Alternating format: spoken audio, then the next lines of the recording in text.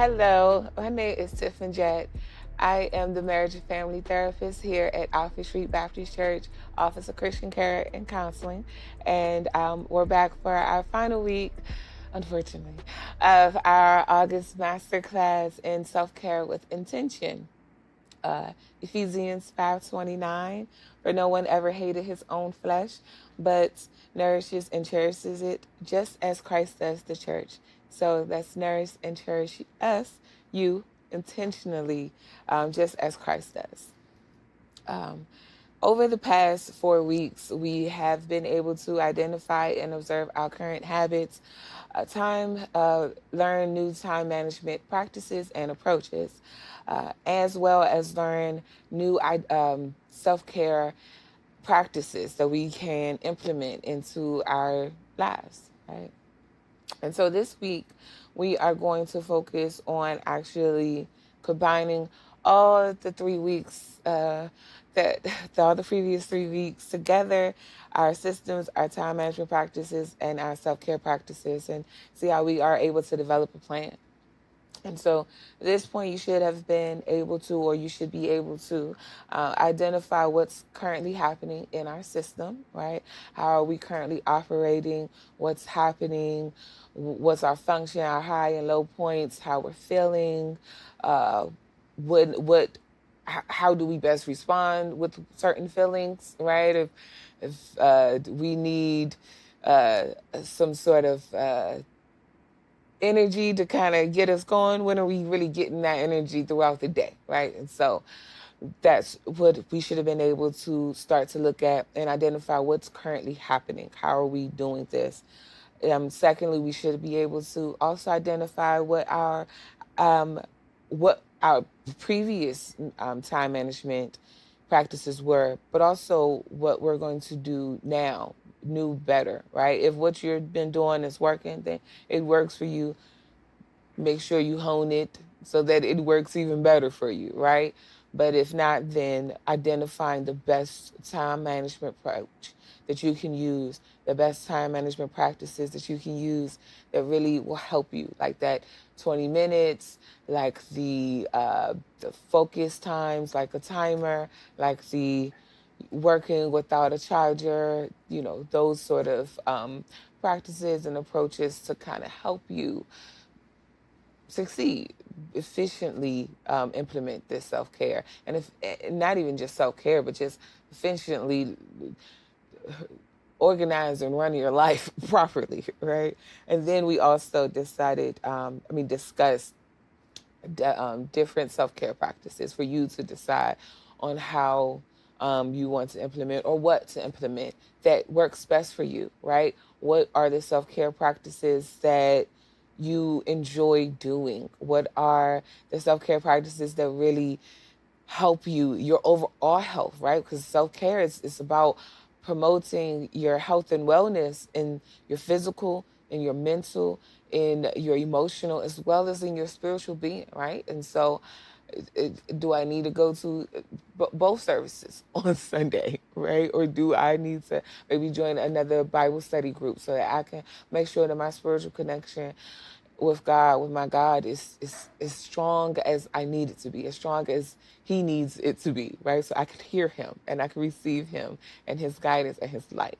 So identifying what it is I need and when you need it, right? That is what's going to make you as successful as possible, right? And you should be able to understand, by looking at your schedule, looking at your time management, looking at your self-care, ways that you can interrupt your system, right? Where you can get that break, where you might need to, if I'm planning and I'm organizing and I'm delegating and I'm not procrastinating, I might just have time for XYZ. So I can interrupt my system and I can create change. And this change is going to help me. This change is going to make me feel better. This change is going to decrease my stress. And we've already learned last week what stress does. Stress causes depression, anxiety, heart conditions, other health issues. It shuts our systems down. We cannot process well. We cannot cope well. We can't heal well. And we definitely can't sleep. And we all know how we all get when we don't get enough sleep or when we don't get the right food and nutrition. So stress is killing us. It's hurtful. We don't need it. There's going to be some good stress and bad stress throughout our lives, but we have to learn how to cope with stress. And having some good self-care practices helps aid in that. Okay? So, implementing the self-care practices with intention will require you to do it slow, right? And to be, of course, pre-planned and determined, right? And so when you are removing something and you're putting something in its place, well, when you're removing something, you need to put something in its place. Otherwise, you can easily go back to what you have once removed. If we want to start going to bed early, right? Then if you go to sleep with the TV on and the lights on and the music on, and, let's develop a nighttime routine where we can still implement some of these things like watching our favorite shows before we knock out, but we can also introduce a space before we even turn the TV on for quiet meditation, right? And then we can also, if we're going to remove, eating unhealthy snacks out the house, then at least put some good healthy snacks and then some other good treats for yourself, some rewards as well, so that you don't just go back out and rebuy everything that you just threw out or everything that you got rid of. And so you want to make sure that you try to be as intentional and you go as slow as possible, and that you are making sure that whatever practice you're implementing is working for you, right? It shouldn't, every change requires work. But if it's taking you completely out your way, then it's going to become another obstacle as opposed to a release. So making sure that you are intentional about what this is going to do to help me, how this is going to help me, how this can benefit me, and how I can still feel successful at the end of the day. And understand you are the one who defines what success is, not me, not anybody else. Okay. And then also being patient enough to pay attention and practice awareness so that you understand what is working and what's not working, so that we can actually change our practices over time, and we don't just have to stick to, well, this sounds good or this works well, but it's really not working for you personally. It works good for the schedule on paper, but when you're implementing, it's not a good fit. And it's okay that you like it, but it's just not a good fit. If you like the concept of journaling, but you just really don't have the time and the space to start writing or to really write or want to do, then that's okay. Like, we don't have to do that. We could do something else. If you tried walking on your lunch breaks and you realize you come back to the office and you just too hot, sweaty, and irritable, that it sounded like it could be a release because you just want to separate. But as you're out there, it's like, now I'm irritated and I'm hot and I'm sticky. Now I got to go back and deal with this other irritate. Don't do it. Right? Like, we could switch up. We can alter what we have been doing to what would really work for us. And we can try new things. It's okay. If you try it and it didn't work out, it just didn't work out. Let's pivot. All right? That's just God pivoting you to something else that could work out, that could be a benefit. And so don't beat yourself up. Just pay attention. Practice awareness of what's happening, what's working, what's not working, what could be tweaked. Maybe the afternoon walks just isn't it. Maybe you really do enjoy being outside, but early in the morning or after the sun is slowly going down, or it might be a little bit better, right? So it's that tweak, it's that adjustment. And we've learned how to do this from week one, right? Because we've learned how to pay attention to ourselves. We learned how to stop and write out our schedules and write out our mornings to our nights and see, hey, what is happening? And so that's all you can continue to do. What's happening? What's this helping? Is this helping? If it's not helping, let's change it. And then, of course, also identify strategies to revisit your system if it gets interrupted, right? And so life happens all the time. It's not going to be a time where life doesn't life. You're going to always be busy. It's not going to ever feel like 24 hours is enough time. You're going to always want more. It's like, that's a given, right? Like, that's just, you can always find something to do. Your brain and mind could always occupy itself. Look how much just humans create just as is. So we could find something. And so you have to be intentional about really carving out that time for self, because you're going to always be busy. It's going to never feel like you have enough time. It's going to never feel like it's the right time, or you're going to always be waiting for the perfect time. And it just might not come. And if it do come, it might just not look like the way you think it's supposed to. Or it might not present itself like, here it goes, take the opportunity. And so you might just want to make sure that, hey, I got to give myself the opportunity. I got to make myself time, and just in case life, and I messed up my schedule. It's okay. I'll get back on track. I might even do a new schedule that might work better for me now. Understand, we're constantly changing, right? And so we're constantly going through different seasons and different cycles where our lives are going to change. In any given year, kids are in school for what, 4 parts of the year? Those are good, significant changes that's happening. So that means that my life is going to have to change and adjust, right? From school to summer camp, to them getting their own jobs, to you starting to travel, to the traffic changing, to just all these small changes that's happening around you, still affecting you. And if you don't ever consider that they are, that they do, that they will, and then implement them into your plan and make room and space for those just life in that, hey, I was in traffic for too long that I didn't get to the gym at work on time. I had to go straight to the shower and upstairs to work. That's okay. We don't have to beat ourselves up about it. But we can understand that I could miss a day. I could miss a two. I did terrible that week. I could have enjoyed that vacation a little too much. But I can still get back on track because I got the tools to do so, because I know how to do so, because I know better and I can do better, right? So I know that I can take a beat. I can pause myself. I can identify what I want, what's important to me.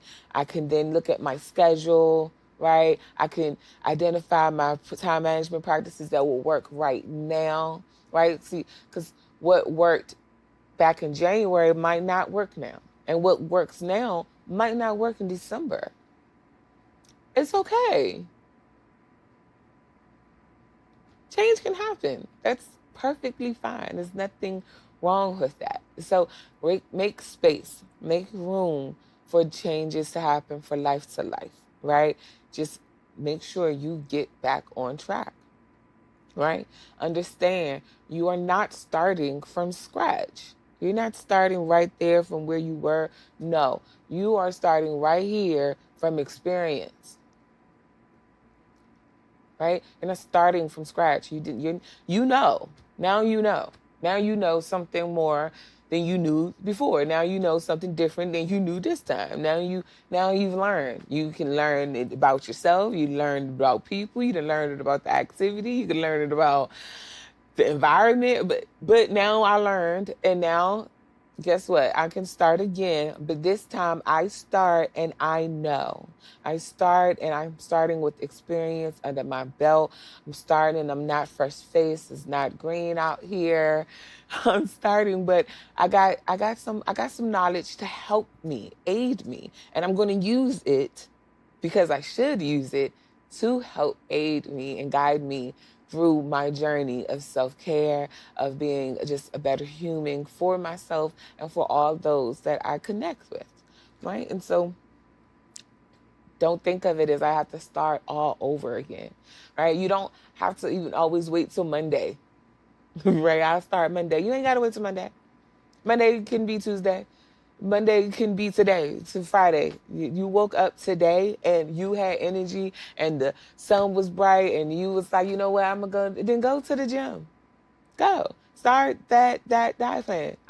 You could have plans tonight. That's fine. Then you can make sure that while you go out, you choose something different. You choose the salad as opposed to something else, the pasta.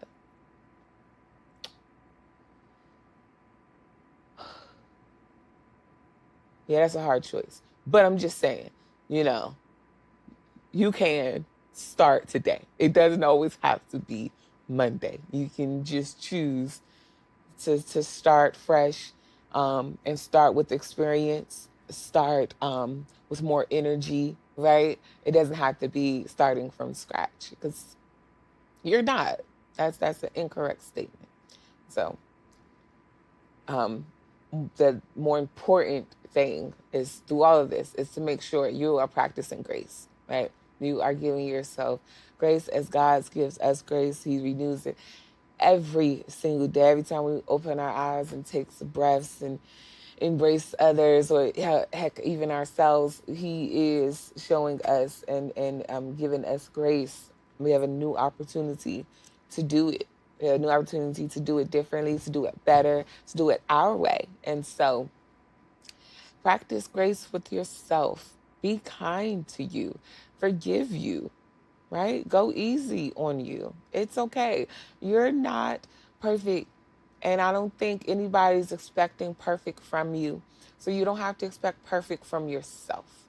And if you feel like somebody's expecting perfect from you, you have to release that energy, and you have to change that narrative that you are human. And to give perfect is humanly impossible.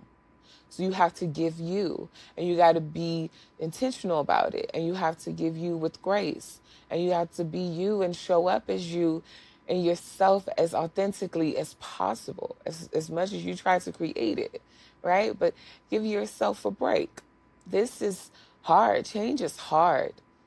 Doing the right thing, doing the best thing, doing the easiest, the healthiest thing. If it was easy, I think everybody would do it. But it's hard. It's a challenge. I'm not gonna say that you're gonna do it and outline it and have your list all perfect and it's gonna be all nice on that paper or on that board, and then you're still not going to follow none of that. That might happen. It might take you a couple times of retrying and retrying and retrying and retrying before you actually get the hang of it. It might take a couple times, some slip ups, some, and you, weren't you in that, right? It's going to take a couple of them tough conversations or them ignoring conversations for you to be like, okay, I found my groove, my gig. That's okay. As long as you have breath, as long as you have the ability and some agency, you have an opportunity to do something different, to be something different, and to care for you intentionally, to love you intentionally, right? Self-care, self-love, it's all about that nourishment, that cherishing, that just as God cherishes us. And so give yourself grace in that area, because you're going to be with you until you are no longer here, right? And so you're going to be changing and growing. Again, what's working today, now 2024, that does not mean that 2025 it'll work. It doesn't mean in 2030 it'll work. Life is changing. This world is changing. So many other changes outside of our control. So we have to be able to embrace those changes as they come, give ourselves grace, understand our needs, what's going to help us, right? Knowing what we need to cope, knowing what we need to feel emotionally, spiritually, mentally, physically well and healthy, right? Making sure we still go to our doctor's appointments, making sure we're taking our walks, making sure we're drinking our waters, and making sure that we're practicing forgiveness, making sure we're releasing our past traumas and ills, right?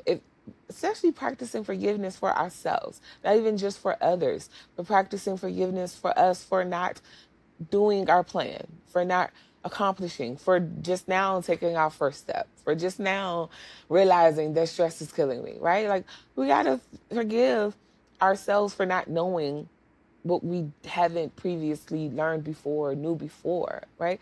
Old you didn't know that, and that's okay. You can let them off the hook, right? But this you knows better. And even if you do mess up, it's still okay. You still know how to get back on track.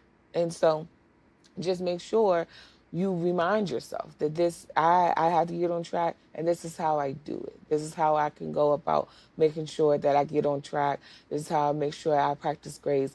And when you start to do it, when you start to do it, it becomes easier. It becomes a habit, right? Where these are old habits, and now we're about to create some new habits, right? And so just the system in itself can become a habit that you can do, where you're self-correcting, where you're making sure you're practicing your awareness, where you're making sure that you are intentionally growing and building in the way that you see and the way that God sees for you, that you're in alignment for his purpose. That's going to be that's the lifetime journey. You're going to forever be doing that.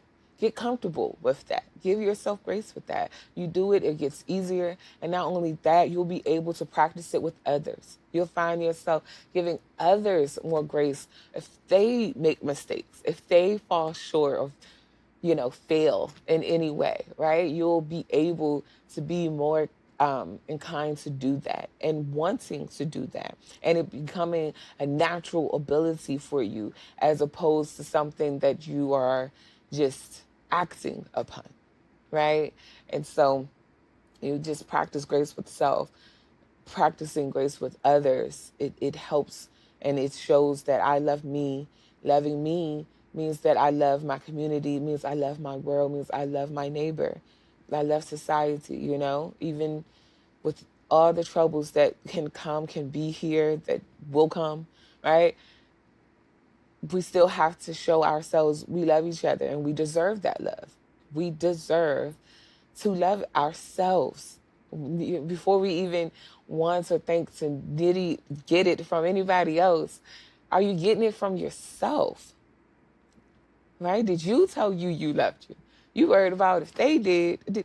Did you say it? Did you ever look in the mirror? Did you ever have that quiet thought, that quiet moment where you told you that you loved you and that you cared for you and that you're important to you and that we're going to do this because we want to make you happy, right? Like, we want you safe and we want you secure. Like, start there. Start here. Make it personal. Start with self first. Start loving you so much that it spills out into you loving others. And then you are love, right? And that's what people see. That's what people be around. And that's what this world needs. This world needs so much more love. And we need to start with loving ourselves. We're not doing enough of it. We're not loving ourselves more. We choose ourselves sometimes, but we're not really choosing to love ourselves properly. We want other people to love ourselves the way we want to, but we haven't really defined how we want to love ourselves. That's going to hit. That's going to do what it needs to do. That's going to make us feel secure. That's going to give us confidence. It's going to make us know we can face the world. It's going to want us to fearfully love others, right? Fearlessly love others, rather. Excuse me. Some people do fearfully love others, but we got to get through that and fearlessly love others, just as we fearlessly can love ourselves, right? And so we got to get intentional about it. We got to practice it more often. We got to take care of ourselves. We got to show ourselves and others how we want to be loved just by loving ourselves intentionally, with care, with purpose, right? Just on purpose, loving you and going out your way to make sure that you show it. And whatever that looks like and whatever it means, that's self-care to you. Right? I personally, I don't consider getting your hair and your nails and your feet done as self-care. I think that's self-maintenance. But if you think that that's going to brighten your day and lift your mood and put a little pep in your step and a swing in your hips, then God, do it. Make you feel good. You're supposed to. You deserve it. You deserve love. You deserve love. You deserve to care for you. And you deserve to receive it from you first. Just like God gives it to you first. The God in you got to give it to you first. Okay? So I hope over the past few weeks you guys have learned how to identify and observe yourself, your habits, knowing what you're doing, how you're showing up. I hope you've learned how to practice some good time management skills, how to limit your procrastination a bit, maybe. Um, how to plan and organize, how to ask for help, right? I hope that you guys learned what you need outside of some good nutrition and some really great water. But, whether you need quiet time, whether you need long walks, whether you need a friend, whether you need a pen pal or a therapist, right? A hug, right? Whether you just need to dance or move, whatever you need. I hope you're able to figure that out. I hope you're better able to figure it out and continue to figure it out as life changes and more resources become available. And I definitely hope you're able to implement all of this and practice it with grace. I hope you're able to practice grace just more abundantly and authentically with yourself and with others, and lessen your stress and understand why it's important for you to lessen your stress. And more importantly, I hope you just be intentional with you, intentional with how you love you and how you care for you. Because that's what it's really all about. It's just all of this, just about love. For no one ever hated his own flesh, but nourishes and cherishes it, just as Christ does the church. Ephesians 5:29. So again, I want to thank you for joining me for the August Masterclass, Self-Care with Intention. I am Tiff Majette, the marriage and family therapist here at Alpha Street Baptist Church, Office of Christian Care and Counseling. I have been really excited to be here to learn and grow with you, and we'll see each other soon. Talk soon, take care, be safe, but more importantly, be intentional. Thank you. Bye.